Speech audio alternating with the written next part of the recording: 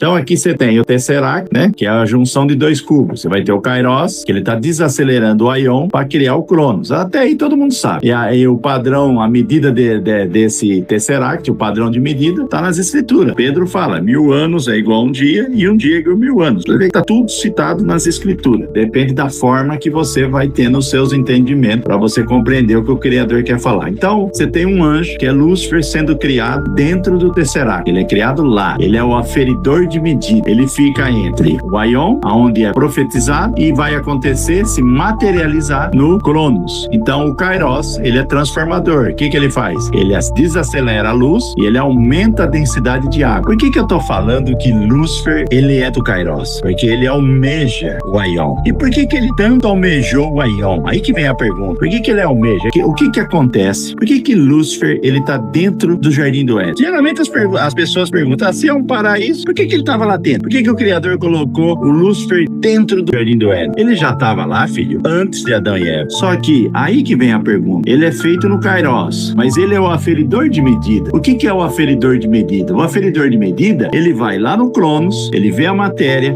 Bom, eu vou usar o mesmo exemplo. O Criador falou elefante, lá no Aion. E aí o que acontece? Tem um anjo que vai ficar louvando elefante, elefante, elefante, em forma de energia, vibração e frequência. Mas até então não é elefante. Até então é só uma energia, uma frequência e uma vibração que cria o animal chamado elefante. Porque quem colocou o nome nos animais foi Adão, não foi Lúcifer. Olha pra você ver, ele deu o domínio para o homem. Ele não deu o domínio para Satanás. Talvez aí pode ter criado até um pouco de iniquidade no coração dele. A gente está analisando de várias formas, para você ter um entendimento de algo que é passado superficial. Mas todas as passagens referidas a Lúcifer vai falar que ele está almejando, principalmente Isaías, eu li na live passada, está no relógio do Criador. Quem tiver no relógio, vai lá e assiste a última live e vai entender o que eu estou falando aqui. Aí o que vai acontecer? Adão vai e vai colocar o nome de elefante, beleza. Só que aí tem um porém, o Éden não está no Kairos. Passa a imagem. Você tem o cubo, aí ó, em vermelho, que é o Tesseract, que é a junção dos dois cubos, e o domo de quartzo dentro do cubo de quartzo e mais o cubo de Kairos. Como você está do lado de fora, você está vendo o cubo em vermelho, que é o Kairos. Os 10 céus aqui representam os elétrons que está girando em volta do átomo. Você não tem o átomo e você não tem os elétrons que giram em volta do átomo. Então aqui você tem os 10 céus. O Jardim do Éden está no terceiro céu. Para você ver que lá no Jardim do Éden, até então, o negócio era brando. O teste seria brando. Você tá vendo que você não tem ninguém dentro do cubo. O Criador está criando. Só que o Criador é dono do tempo. Ele está no Aion. Quando ele começa a criar uma realidade material, ele consegue identificar aonde vai. É como se quem assistiu aquela série do Loki, ele pega o tempo. Tanto é que aquele que tá ali, que fala que o tempo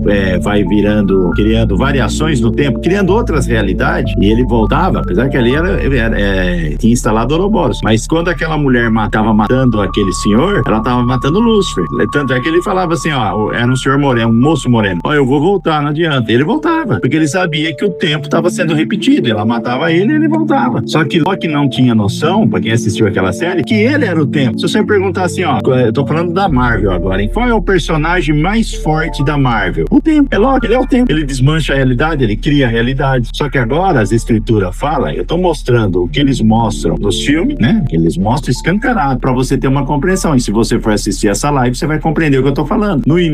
Essa série. No início, essa série é chata. O primeiro, o segundo. No início é bem chato, eu acho, pra compreender. Mas depois ela vai ficando legal, porque vai aparecendo Ouroboros, ele vai dando nome às pessoas. E aí quem tem esses conhecimentos, a gente sabe o que tá acontecendo ali, tá? E depois vai aparecer até o diabo, né? Então, o que as escrituras quer te mostrar, e tá conversando e tá falando de uma construção, de uma consumação de era. Você tem que entender o que é isso. Você tem que lembrar consumação de era. O que é uma consumação de era? É a destruição, literalmente, do tempo. Agora eu pergunto, tem pessoa que não para pra pensar, tem teólogo. Esses dias eu vi um teólogo brigando, discutindo com outro teólogo, e a gente vê coisa que com simplicidade eles não saberiam nem responder o que eu ia falar ali. Porque se você fala de uma consumação de era e você fala de pessoas que não herdarão o céu, eles serão apagados, filho. O cubo vai ficar sem tempo, não vai existir mais ninguém aqui. Não vai existir a Matrix. Você já imaginou isso em termos de estrutura que a gente não enxerga, em termos espiritual? O que não está sendo afetado? Você não analisa? E aí eu pergunto pra você, e se você perder a salvação? Vai ser apagada, não vai ter consciência, não vai ter nada. O que é a Matrix? Uma consciência, são padrões mentais. Se você perguntasse pra mim o que é Matrix é um cérebro gigante. Pronto. E nós está lá dentro. O cérebro está dentro de uma caixa de crânio, do crânio, não enxerga a luz, né? É um mundo aqui. Quem é a luz do mundo? É Jesus Cristo. E, Alcha, sem ele você não sai do cubo. Por isso você não tem como, por mais que eu converse as coisas, por que eu já volto e já cito Jesus Cristo? Você pode reparar. Pra você reparar que ele é meu norte. Pra você não me confundir com Nova Era. Pra você não me confundir com satanismo. Pra você não me confundir com nada. Você não tem como me confundir. Pô, o cara tá falando ali, ele volta e fala que Jesus Cristo é o caminho, é a porta, é a verdade, é a vida. Como que você vai confundir uma pessoa dessa? Com uma mensagem simples. O problema das pessoas é que a mensagem incomoda, porque é dita algo complexo com simplicidade. E aí você consegue pegar pessoas simples e fazer elas entenderem o que nem teólogo entende. Antigamente as pessoas olhavam pro firmamento, não era acessível. Vamos pôr os pingos no i. Então, esquece Eduardo. Quando eu tô falando aqui, esquece eu. Porque toda honra, toda glória é só do Criador, né? Tá falando dele.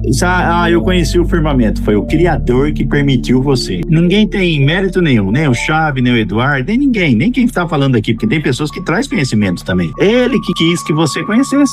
Vou mostrar o firmamento pra Lúcia. Aí, Lúcia, tá vendo? Você olha pro céu, você entende. Aí a Lúcia tá lá no Pará, ela olha pro céu, ela entende tudo. Ela vê Órion, ela vê Cruzeiro do Sul, ela sabe que a Polaris é a porta do céu, ela sabe que tem 4 anos levando o firmamento. Ela começa a compreender um monte de coisa. Ela olha pro céu e é admirada, aqui é o livro. Se ela quiser, se hoje ela mesmo, tô dando exemplo, hein, Lúcia? Se ela mesmo quiser, falar assim, eu não quero mais saber disso. Não consegue. Ela pode querer tentar, mas ela vai olhar pro céu, ela vai ver, porque ela já saiu da Matrix. Só se a pessoa quiser se enganar ao último extremo, mas mesmo assim é meio confuso, não consegue, porque você vai voltar para um tipo de alimento, meu Deus do céu, papinha, você não vai se achar. Hoje você sabe onde você tá, hoje você sabe de onde você veio, hoje você sabe para onde você vai. Então, o que mais incomodou Lúcifer nessa história? Agora você vai entender, ó. Ele foi criado no Kairos, ele compreende o Kairos, só que ele vai lá no terceiro céu. Por que ele vai lá no terceiro céu? Porque o Criador colocou a biblioteca. Quando você falar Jardim do Éden, é uma biblioteca de palavras. Para quem tem conhecimento em computador, programa primário. É para que realidade? É a natureza, é o mineral, é água, vegetação, as estrelas. Isso aí, onde você vai ser inserido. É o mundo onde você vai ser inserido e é onde está todas as palavras.